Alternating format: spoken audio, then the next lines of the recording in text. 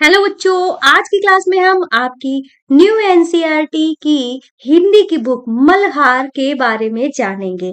तो ये जो आपकी मल्हार बुक है, ये आपकी हिंदी की ही बुक है। इसका नाम जो है वो मल्हार रखा गया है। ठीक है, तो यहाँ पे टोटल कितने चैप्टर हैं, कौन कौन से चैप्टर हैं, उनके राइटर क्या है, ये सारी चीजें जो है वो हम देखेंगे। तो यहाँ पे मल्हार जो आपकी बुक है उसके बारे में कुछ जानकारी दी गई है। जैसे कि मल्हार क्या है, जैसे कि अभी तक आपकी जो बुक्स आ रही हैं उनमें हिंदी प्रॉपर तरीके से हिंदी की विषय का नाम हिंदी ही होता था, लेकिन इस बार 6 क्लास की जो आपकी हिंदी है उसका नाम मल्हार रखा गया। आपके दिमाग में मतलब ये जरूरी क्लिक करता होगा कि मल्हार आखिर है क्या। तो इन्होंने प्रॉपर तरीके से बताया हुआ है, भारतीय शास्त्रीय संगीत का एक राग है। तो मल्हार क्या है, भारतीय शास्त्रीय संगीत का एक राग है।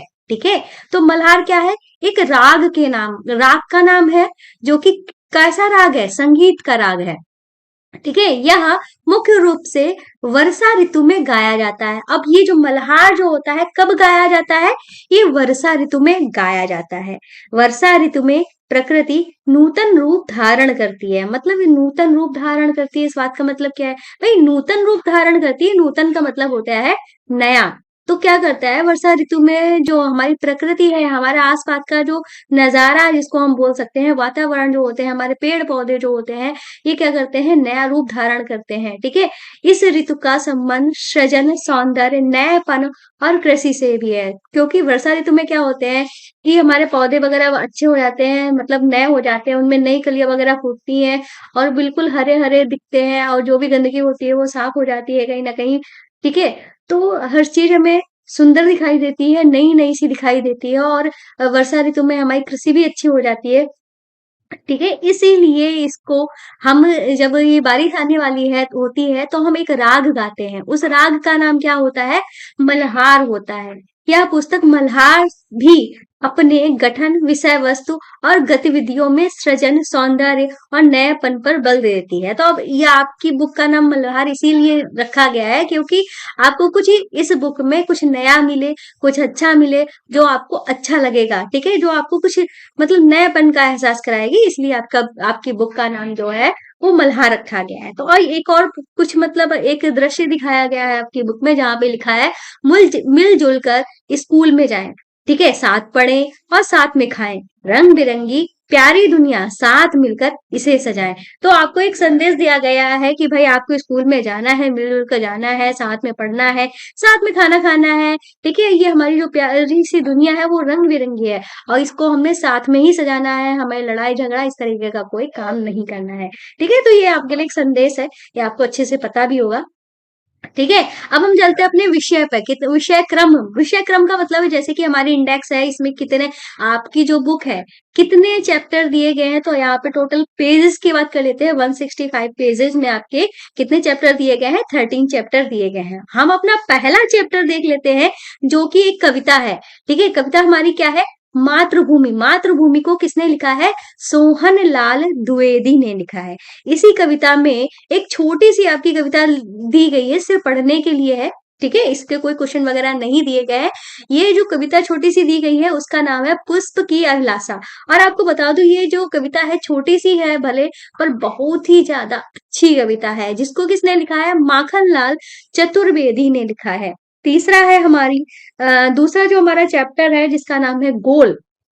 गोल क्या है, एक संस्मरण है। संस्मरण को हम ऐसे समझ सकते हैं, ये आत्मकथा है। आत्मकथा का मतलब जैसे कि हमारी लाइफ में क्या हुआ, जैसे कि मैं ही हूँ, मेरी लाइफ में क्या क्या हुआ है, मैंने उसी मेरी लाइफ में जो जो चीजें हुई है, कोई एक इंसिडेंट जो है हमारी लाइफ में, जो इंसिडेंट इंसिडेंट का मतलब कोई ऐसी घटना घट गई जो मुझे हमेशा याद रहती है। ठीक है, तो उसी घटना को ही हम क्या कह देते हैं, संस्मरण कह देते हैं। ये जो होती है हमारे जीवन पर, मतलब जीवन की सत्य घटना होती है। ठीक है, मतलब जीवन में घटी हुई घटना होती है, तो इसीलिए इसको संस्मरण का नाम दिया गया है। तो इसका नाम है गोल, जिसको लिखने वाले हैं मेजर ध्यानचंद। ऐसे ही सिर्फ पढ़ने के लिए आपको एक छोटी सी इसमें भी एक कहानी कविता समझ सकते हो, जिसका नाम है एक दौड़ ऐसी भी, ये दी गई है। ठीक है, और इसके रचयिता कौन है, ये यहाँ पे दिए नहीं गए हैं, तो कोई बात नहीं। ठीक है, यहाँ पे एक दौड़ ऐसी भी, ये मेजर ध्यानचंद ने ही लिखी है, इसीलिए यहाँ पे नाम नहीं दिया गया, तो आप कंफ्यूज मत होना। फिर तीसरी हमारा तीसरा चैप्टर है जिसका नाम है पहली बूंद, जो कि क्या है, कविता। पहली बूंद को लिखने वाले के जो हमारे रचयिता हैं, लेखक हैं, वो है गोपाल कृष्ण कौल। ठीक है। फिर हमारा चौथा चैप्टर है जिसका नाम है ए हार की जीत, जो कि क्या है, एक कहानी है। इसके रचयिता हमारे हैं सुदर्शन। पांचवा चैप्टर है रहीम के दोहे, वो क्या है, हमारे दोहे ही कहलाते हैं, और इसको लिखा है अब्दुल रहीम खाने खाना। ठीक है। छठा चैप्टर है मेरी माँ, जो कि एक आत्मकथा है, और इसको लिखने वाले हैं राम प्रसाद बिस्मिल। सातवां चैप्टर है जलाते चलो, जो कि एक कविता है, और इसके लिखने वाली हैं द्वारिका प्रसाद महेश्वरी। कौन है? द्वारिका प्रसाद महेश्वरी। फिर हमारा सातवां चैप्टर आता है, अच्छा सातवां चैप्टर हमारा दोबारा आ गया है। ठीक है। अब हमारा आठवां चैप्टर आता है जिसका नाम है सत्रिया और निहुनत्र, जो कि क्या है, एक निबंध है, इसको लिखा है जय मेहता ने।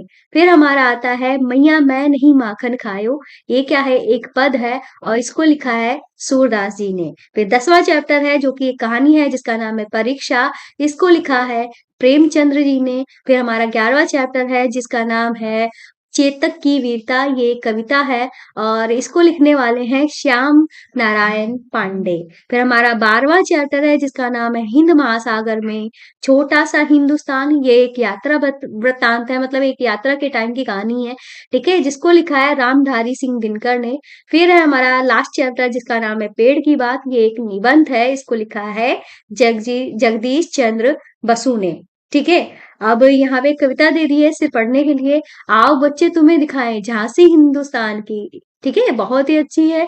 इसको हम लोगों ने बचपन में याद किया था, और जब 15 अगस्त 26 जनवरी आया करता था, हम लोग इसको सुनाया करते थे। काफी अच्छी है।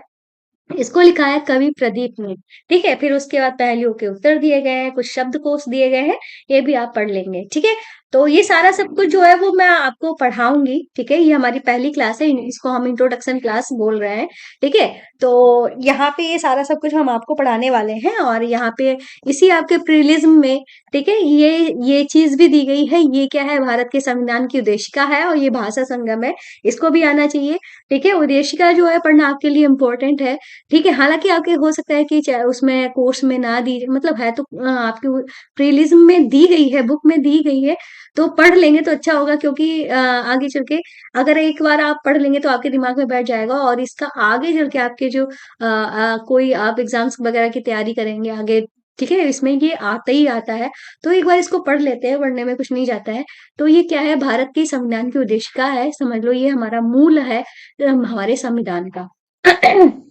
यहाँ पे लिखा है हम भारत के लोग भारत को एक संपूर्ण प्रभुत्व संपन्न समाजवादी पंथ निरपेक्ष लोकतंत्रात्मक गणराज्य, ठीक है, भारत को क्या बनाना है, एक क्या बनाना है, एक बनाना है।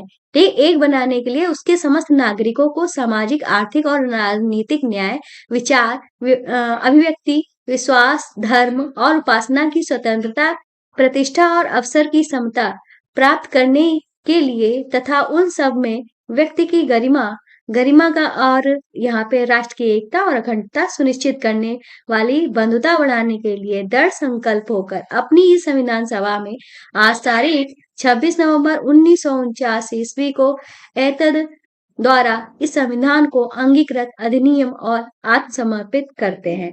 तो ये चीज जो है पढ़ लो, पढ़ लेंगे तो हम कोई चीज पढ़ते हैं ना तो वो हमारे दिमाग में स्टोर हो जाती है। बस आपको अपने दिमाग में स्टोर, आपके दिमाग में थोड़ा सा कहीं ना कहीं ये पड़ा रहे, क्योंकि इसका आगे जाकर कहीं ना कहीं बहुत ही ज्यादा उपयोग आप करने वाले हैं। तो आपके दिमाग में एक इसका ना इस, आपका दिमाग में ये स्टोर हो जाएगा कहीं ना कहीं। जब आप इस चीज को दोबारा पढ़ोगे ना तो वो थोड़ा सा उभर के आ जाएगा, तो वो चीज आपको जल्दी लर्न हो जाएगी। बस इसीलिए मैंने इसको पढ़ा दिया है। ठीक है। और उसके बाद है हमारा भाषा संगम। भाषा संगम में हमारी भारतवर्ष के बारे में बताया गया है, जैसे इन्होंने बोला है अखिल विश्व में अतुलनीय उत्कर्ष हमारा भारतवर्ष, ज्ञान और विज्ञान अर्थ परमार्थ ध्यान मान आत्म सम्मान प्राण धन धान्य दान सुधा सिंधु रसगान काव्य कृतियां महान, सब कुछ जिसका है जग का आदर्श हमारा भारत वर्ष, अखिल विश्व में अतुलनीय उत्कर्ष हमारा भारत वर्ष। तो ये लिखा है शुभमन्य भारती ने। ठीक है।